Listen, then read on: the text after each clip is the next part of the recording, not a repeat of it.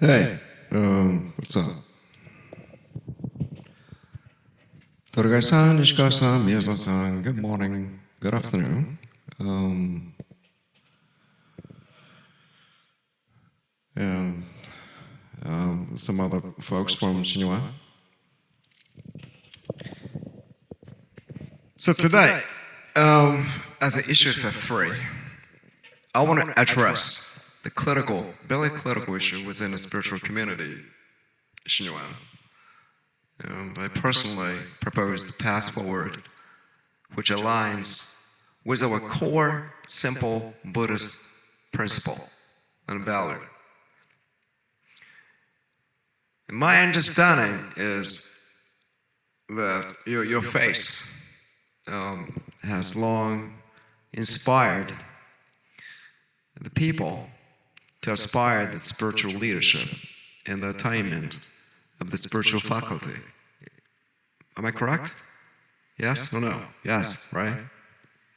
But the problem is a recent concern about the authenticity of those faculty and the misuse of those spiritual indications have shaken the trust of your followers. That's what I noticed. Many of you have already noticed problematic trend. Newly appointed spiritual leader often displayed a flippant, secular behavior that undermines sacredness of their roles. This has fueled widespread skepticism about credibility of spiritual faculty within Shinua, and an erosion of trust directly threatened very foundations of your community and also spiritual aspiration among followers. So I think this issue extends beyond internal practices. Let me share the stellar example of 2000 Russian espionage incident, which I learned a couple days ago actually. The Japanese self-defense force officer, driven by his devotion to the Shinua, fell into economic emotional distresses while denoting heavily to the Shinua to pray for his son's recovery from leukemia. And his mental vulnerability is exploited by the Russian naval officer who manipulated him into leaking the classified documents from the self-defense force of Japan. As reported in the Modern Business, which published in 2022, it stated that officer's wife testified that his excessive donations and devotion to the Shinua was the key factors in this national security breach. While Shinua did not directly cause this incident, but it highlights how unchecked spiritual practices and financial pressure on devotee like him can lead to unintended consequences which potentially threaten the current state of national security of Japan. Reflecting on our history, I think a little over 300 people as spiritual adepts who directly inherited their faculty from our founder embodies in genuine spiritual potency. And they balance their experiential wisdom with character assessment and guiding others with humility and equilibrium.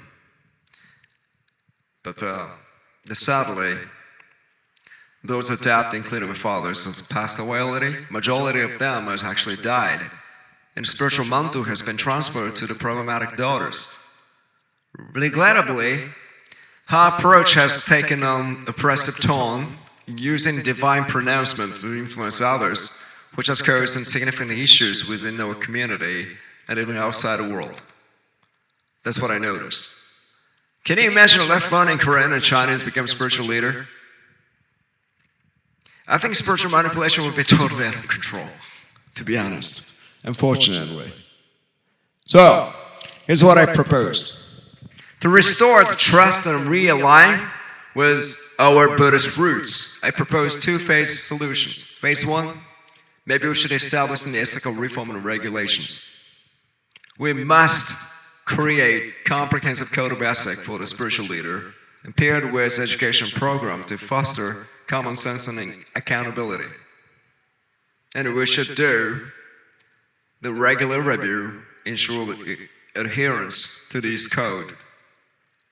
And we should probably limit spiritual guidance to general, non-definitive responses, prohibiting specific pronouncement to prevent any type of manipulation you guys doing right now. That's phase one. Simple, isn't it? Then phase two, we pursue abolishment of session training, eventually. The session practice, Which involves in communion, spiritual communion with a protective deity, we call it Gohō-Zenshin, right? And it's divine power. I think it has lost credibility due to the declining leadership quality. Torigai-san, what do you think? So I think it should be phased out entirely, probably for the next 3 or 5 years. Instead of Resolving specific personal issues, I think we should emphasize on Buddhist principle that life challenges reveal the profound meaning and lesson. And this shift encourages personal growth and align with core of a Buddhist doctrine. That's the shift we need to pursue, I think, in my opinion. The Russian espionage incidents and the current skepticism among followers, a wake-up call, Torigai-san. By implementing this reform, we can restore the trust, prevent vulnerability of followers, and ensure that our spiritual practice honor true essence of Buddhism.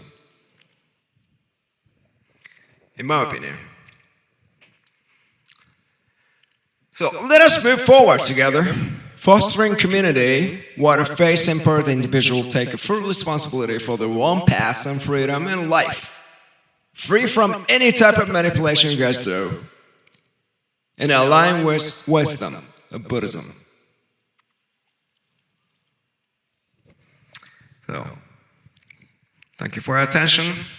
Torigai-san, Nishikawa-san, Miyazawa-san. And I didn't get any feedback yet, actually. So, I welcome your thoughts. I welcome your thoughts on how we can collectively rebuild our spiritual integrity. Thanks for listening. Bye-bye.